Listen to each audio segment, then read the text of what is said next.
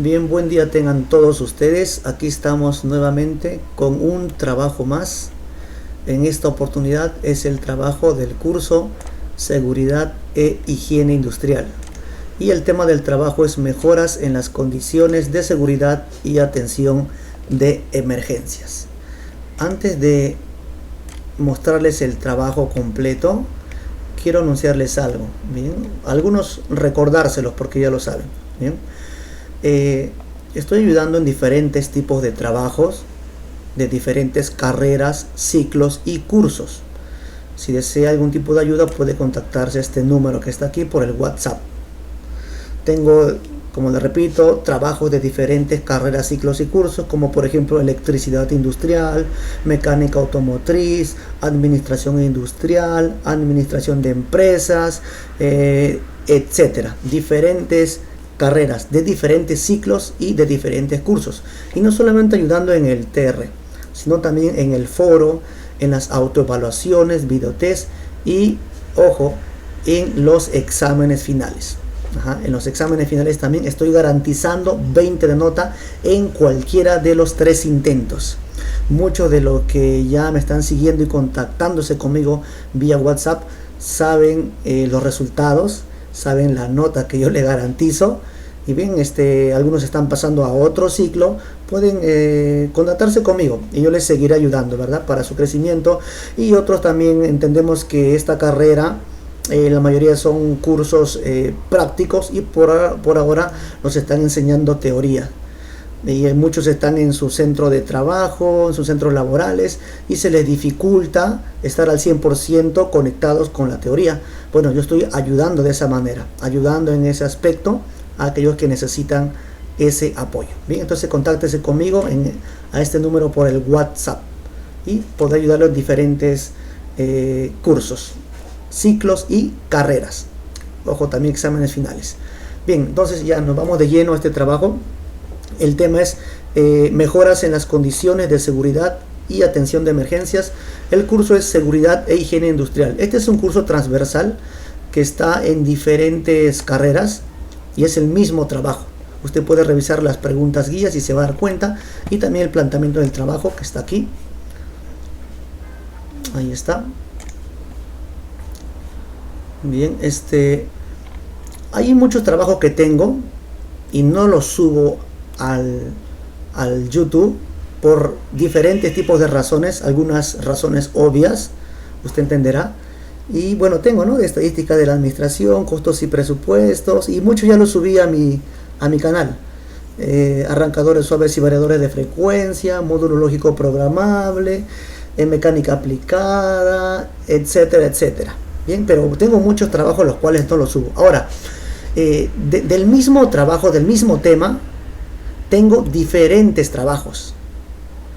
¿Qué estoy diciendo? Que de este trabajo, digamos, de mejoras en las condiciones de seguridad y atención a emergencia, tengo diferentes trabajos resueltos de este mismo tema, por si acaso. Listo, ahora sí, disculpen, ahora sí nos vamos de lleno al trabajo, a la resolución del trabajo. Bien, aquí vemos el paso número 1 era la información general, el paso 2 es la planificación del trabajo, y tenemos 5 pasos aquí. Elaborar un plan de trabajo, recopilar información necesaria, investigar estrategia de solución, elaborar un informe técnico y entregar el trabajo. Aquí están las fechas que puse. Y aquí en el cuadro número 3 tenemos las preguntas guías. La pregunta número 1 es: ¿cuáles son las recomendaciones para el almacenamiento de las herramientas de trabajo? Pregunta número 2: ¿cuál es la importancia de los equipos de protección personal? Y las otras preguntas. Bien, voy a correr para no hacer tan largo el video. Aquí tenemos las preguntas con sus respuestas. Pregunta número 1 dice: ¿cuáles son las recomendaciones para el almacenamiento de las herramientas de trabajo? Las herramientas de trabajo deben almacenarse en un lugar seco, limpio y protegido de la intemperie. Es importante almacenar las herramientas de trabajo de forma segura y ordenada para mantener el área de trabajo limpia y organizada, y así evitar accidentes laborales o pérdida de herramientas. Para evitar que las herramientas se dañen, deben almacenarse de forma correcta, alejadas del calor excesivo, humedad o productos químicos. Una de las maneras de almacenar las herramientas es en una caja. La caja de herramientas es un espacio seguro y ordenado en el que se pueden guardar de manera adecuada las herramientas. Estas cajas suelen estar hechas de madera o plástico y tienen una tapa para mantener las herramientas dentro de la caja. Para la organización de las herramientas, lo ideal sería colgarlas si se dispusiera del espacio para hacerlo, ya que de esta manera se evitará que se puedan dañar por el roce o peso de otras herramientas que se encuentren sobre estas. Si no se dispone del espacio suficiente para mantener las herramientas colgadas y se elige la caja para almacenarlas, lo ideal es envolver las herramientas más importantes y delicadas en plástico burbuja para evitar el roce con otras herramientas o guardarlas en un espacio aparte. El almacenamiento de herramientas no solo se trata de una cuestión mecánica, ya que las herramientas están fabricadas en su mayoría con acero y otras aleaciones metálicas. Son susceptibles al daño por vía química, es decir, por corrosión. Por tal motivo, cuando se almacenan en cajas, se debe tener en cuenta que si hay humedad dentro de la caja, esto puede ocasionar que las herramientas se corroan. Por esto debe tratarse de tener las cajas secas. Bueno, acá tenemos una pequeña imagen de una correcta organización y almacenamiento de herramientas de trabajo. La pregunta número 2 dice así: ¿cuál es la importancia de los equipos de protección personal? Los equipos de protección personal, conocidos como EPP, son artículos que están diseñados para proteger a los trabajadores de lesiones o enfermedades que puedan ser originadas por el contacto con radiaciones, sustancias químicas, peligros físicos, eléctricos, mecánicos, entre otros. Estos dispositivos auxiliares útiles en el área de seguridad son diseñados específicamente para proteger al trabajador contra accidentes que pudieran ser causados por agentes o factores generados con motivo de sus actividades de trabajo. Es obligación de la empresa dar a conocer los riesgos a los que están expuestos los trabajadores y así poder determinar el EPP que deben utilizar. El uso del EPP no es solo responsabilidad de la empresa, sino también de los trabajadores. Ellos deben hacer buen uso del equipo de protección y participar en capacitaciones de adiestramiento para saber cuándo es necesario el EPP correcto, conocer el tipo de EPP que necesita, tanto en la revisión, reposición, limpieza, limitaciones, mantenimiento, resguardo y disposición final. Para un buen uso, para un buen desempeño de las actividades y con la finalidad de fomentar la cultura de la seguridad y el buen uso del EPP, es fundamental la participación de los supervisores, jefes de área y líderes de cada empresa en el control del buen uso y mantenimiento del equipo de protección personal. De igual forma, debe dar el ejemplo utilizándolo cada vez que esté expuesto al riesgo en su área de trabajo. Una empresa que promueve el uso de los equipos de protección personal no solo salva al trabajador de una posible lesión grave, también mejora el rendimiento de su producción y el ambiente laboral. Bueno, es la respuesta de la pregunta número 2. Aquí también una pequeña imagen. Vemos los EPPs, casco, guantes y lentes. Bueno, parte del EPP, ¿verdad? Y la pregunta 3 dice así: ¿cuáles son las principales condiciones de seguridad de un ambiente de trabajo? La seguridad en el trabajo es la disciplina encuadrada en la prevención de riesgos laborales, cuyo objetivo es la aplicación de medidas y el desarrollo de las actividades necesarias para la prevención de riesgos derivados del trabajo. Se trata de un conjunto de técnicas y procedimientos que tienen como resultado eliminar o disminuir el riesgo de que se produzcan accidentes. La prioridad de la seguridad en el trabajo es evitar los accidentes de trabajo graves y mortales. Si observamos las estadísticas de las últimas décadas, observaremos que los trabajadores fallecen en su trabajo principalmente por accidentes de tráfico, enfermedades cardiovasculares, caídas desde alturas, contactos eléctricos, golpes, caída de cargas en actividades logísticas y por el acceso a espacios confinados sin las preceptivas medidas de seguridad. Bueno, aquí sin las respectivas.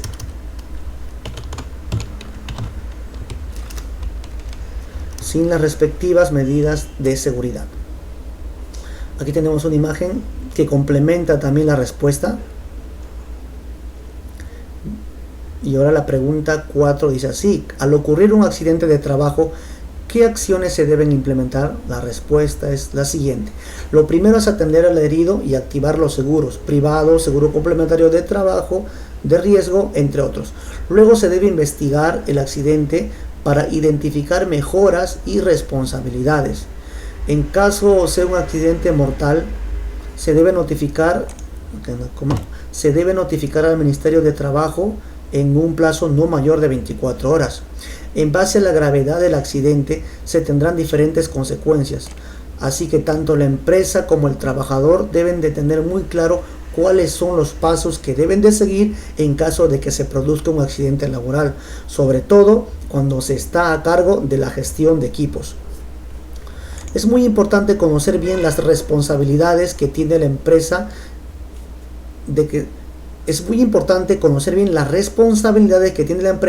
en caso de que se produzca un accidente en el trabajo. Toda empresa que cuente con trabajadores por cuenta ajena debe contratar un servicio de asistencia sanitaria a una mutua colaboradora o contar con su propio servicio médico para que todos los trabajadores accidentados puedan recibir asistencia sanitaria. Pregunta número 5. ¿Qué tipo de riesgos se pueden presentar en una empresa como la descrita en el caso? ¿De qué caso está hablando? Bueno, el que nos presenta aquí el trabajo planteado, ¿verdad?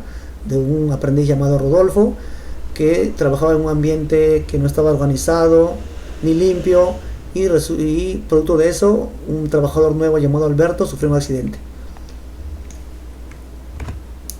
Entonces la respuesta es esta. De un modo genérico, un riesgo es la posibilidad de que se produzca un peligro o daño en una empresa de manera aleatoria e imprevisible. El concepto es tan amplio que en la práctica los tipos de riesgos a los que puede llegar a enfrentar una empresa como la descrita en el caso son muy numerosos y variados, de origen tanto interno como externo. No obstante, es posible establecer una clasificación de tipos de riesgos a los que una empresa como la descrita en el caso puede hacer frente en algún momento. Riesgo químico. Relacionados directamente con líquidos, polvos, sólidos, vapores y gases tóxicos. Riesgo físico. Estos se refieren específicamente a la contaminación sónica, los efectos de la vibración, casos de poca iluminación, exposición a radiaciones y a extremas temperaturas. Riesgo biológico, estrictamente relacionados a infecciones contraídas por desechos, adquisición de virus y bacterias. Riesgo psicosocial, son provocados por el estrés, monotonía, fatiga, tensión y presión laboral. Riesgo ergonómico. Esto van de la mano de riesgos físicos y malestares generales, producidos en la mayoría de los casos por malas posturas, levantamiento de peso excesivo, movimientos repetitivos y secuenciales, o en casos por manipulación o uso indebido de herramientas. Riesgo ambiental. Son los eventos naturales impredecibles que suelen acontecer en cualquier momento sin poderlos controlar, como por ejemplo la lluvia, tempestad, sismos, entre otros. Riesgo mecánico. Los riesgos mecánicos se crean como resultado del uso eléctrico manual humano de herramientas, equipos o maquinarias y plantas. Aquí también tenemos una imagen que complementa la respuesta. La pregunta número 6 es la última de las preguntas guías. Dice así: ¿qué se debe hacer ante la ocurrencia de derrames en el piso? Ante la ocurrencia de derrames en el piso, se debe informar al supervisor inmediato y al área de medio ambiente y de seguridad para proceder a controlar inmediatamente el derrame. Para controlar el derrame se debe utilizar el EPP adecuado para ejecutar la primera respuesta, mientras llega al lugar el personal del área de medio ambiente y de seguridad. Cuando ocurre un derrame, el tiempo es un factor esencial para hacer una limpieza rápida y segura. A continuación tenemos algunos consejos útiles para asegurarse que los trabajadores y el ambiente de trabajo estén protegidos. Evaluar los riesgos. Evalúe el tipo de material derramado e identifique la fuente del derrame. Si no está familiarizado con el líquido y sus propiedades químicas, desocupe el área y contacte a las autoridades correspondientes. Ropa de protección. Utilice el equipo de protección apropiado para la situación. Si no es posible identificar la fuente del derrame o el material derramado, asuma lo peor. Contención. Contenga el líquido y selle los desagües. Detener el derrame desde la fuente. Cierre válvulas, gire los tambos perforados y coloque tapones en las fugas siempre y cuando sea posible y seguro hacerlo. Comenzar la limpieza. Utiliza absorbentes SPC para limpiar el líquido derramado. Desechar el material utilizado. Los materiales absorbentes toman las características de aquello que absorben. Asegúrese de desechar los materiales absorbentes utilizados y los líquidos derramados en conformidad con las leyes locales. Descontaminar. Limpie todas las herramientas y los materiales reutilizables de manera apropiada antes de volverlos a utilizar.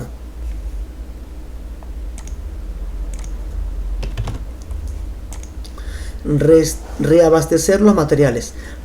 Reemplacen los materiales absorbentes y el equipo de protección utilizados en cualquier operación de limpieza de derrames. Y aquí tenemos una imagen donde ha ocurrido un derrame. Y esto que ve aquí son los absorbentes SPC. Aquí hay unos que ya absorbieron ese material químico derramado, no sabemos qué podría ser, y lo está guardando en una bolsa hermética. Así se procede a la limpieza. Ahora tenemos la hoja de planificación.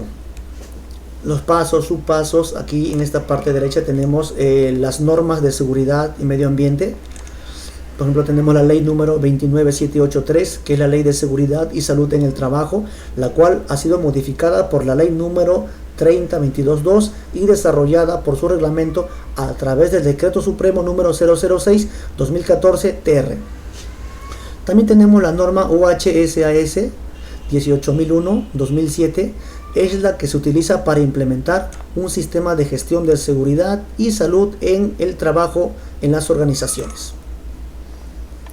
Bien, aquí tenemos los pasos y los subpasos. Voy a leer los pasos, que son la evaluación y análisis de riesgos de trabajo, y aquí las razones por las cuales está concebida son los subpasos. Lo que tienen esos puntos negros son los subpasos, los que están en negrita son los pasos. El segundo paso es identificar los peligros e incidentes potenciales en cada paso o área, y el tercer paso es comunicar el ATS en detalle a los involucrados en el trabajo. Bien, aquí lo tenemos. El proceso es la hoja de planificación y el proceso de ejecución. ¿Puede verlo ahí? Y a continuación la parte final, que es la elaboración del trabajo final.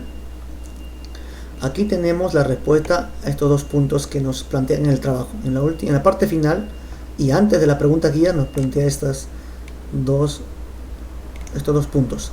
Número 1 es recomendaciones de seguridad. Bueno, de aquí no. Finalmente, luego Alberto fue atendido satisfactoriamente en un centro de salud. Se solicita proponer. Escuchen esto. El primer punto dice recomendaciones de seguridad para mejorar las condiciones de la empresa. Está aquí. Recomendaciones de seguridad para mejorar las condiciones de la empresa. Aquí están las recomendaciones. Punto 2 dice acciones que se debieron implementar antes, durante y posterior a la emergencia. Aquí está. Acciones que se debieron implementar antes, durante y posterior a la emergencia. Y aquí está, acciones antes de la emergencia, durante la emergencia, posterior a la emergencia. Voy a leerlo. Aquí, primer punto dice, recomendaciones de seguridad para mejorar las condiciones de la empresa. Tener protocolos de buenas prácticas para prevenir este tipo de percances y establecer medidas de respuestas. Establecer medidas de respuestas en caso de que ocurra un accidente. Todos los miembros del equipo del taller deben estar plenamente concienciados e implicados en la prevención de accidentes. Debe existir la figura de un responsable que vele por el cumplimiento de todos los protocolos y medidas en materia de prevención. Se debe utilizar la indumentaria correcta y elementos de protección específicos, EPP, que son equipos de protección personal, especialmente en el uso de las herramientas más peligrosas. Se debe quitar todo aquello que distrae al trabajador, ya que el trabajo en el taller requiere concentración. Un despiste puede provocar un accidente. Aquí dice, evitar llevar objetos que puedan engancharse. Claro, que pueden engancharse en una máquina, ¿verdad? como pulseras, colgantes, anillos y demás accesorios, o quitárselos a la hora del trabajo. Los trabajadores deben tener las manos limpias antes y después de la reparación, en caso estén en un taller, ¿verdad? Los trabajos en el taller requieren una gran agudeza visual, por lo que las condiciones de iluminación deben ser óptimas. Mantener el espacio de trabajo siempre limpio y ordenado para facilitar la faena y evitar tropiezos, golpes y caídas. Todas las herramientas y equipamientos deben estar homologados y en perfectas condiciones de funcionamiento. Y el punto 2 y final dice así: acciones que se debieron implementar antes, durante y posterior a la emergencia. Bueno, acciones antes de la emergencia: estar capacitados para cualquier tipo de evento de riesgo, sean accidentes, aquí falta una coma, sean accidentes, emergencias sísmicas, incendios, etc. Tener un botiquín de primeros auxilios para cualquier emergencia, extintores y señales de seguridad correctamente ubicados. Bueno, las acciones que se deben tomar durante la emergencia son las siguientes: tomar acciones de primeros auxilios, utilizando los métodos correctos para poder mantener el control del incidente. 2. Mantener la calma para tomar las acciones correspondientes y trasladar al herido hacia un establecimiento de salud más cercano. Y las acciones que se deben tomar o se debieron tomar posterior a la emergencia son estas tres. Tiene que haber un informe de accidentes, las pesquisas del accidente, ¿verdad? Se debe revisar cuáles fueron los motivos, razones, causas, y la revisión de los procedimientos de cómo sucedió el accidente. Bien, y este es el trabajo. Y antes de finalizar, como les repito, lo que dije al comienzo, le va a servir de mucho. Tengo diferentes trabajos de diferentes carreras, ciclos y cursos. Tengo TRs, foros, autoevaluaciones, videotest y, lo más importante, exámenes finales. Te garantizo nota 20 en cualquiera de los 3 intentos. Bien, aquí está el número con el cual puede contactarse. Hay muchos que se contactan de diferentes lugares del Perú. Bien, constantemente voy a seguir subiendo trabajos. Tengo bastantes trabajos. Tengo un montón de trabajos y, como dije al comienzo, lo vuelvo a repetir, no subo muchos por razones obvias, no los subo. Pero si usted se contacta por WhatsApp, si quieres te mando una captura para que puedas ver que tengo el trabajo allí del que tú necesitas. Contactes este número, ¿verdad? Y podré ayudarle. Bien, hasta la próxima y no se olvide revisar en el canal, tengo diferentes trabajos que ya subí y estaré subiendo más próximamente. Gracias, cuídense.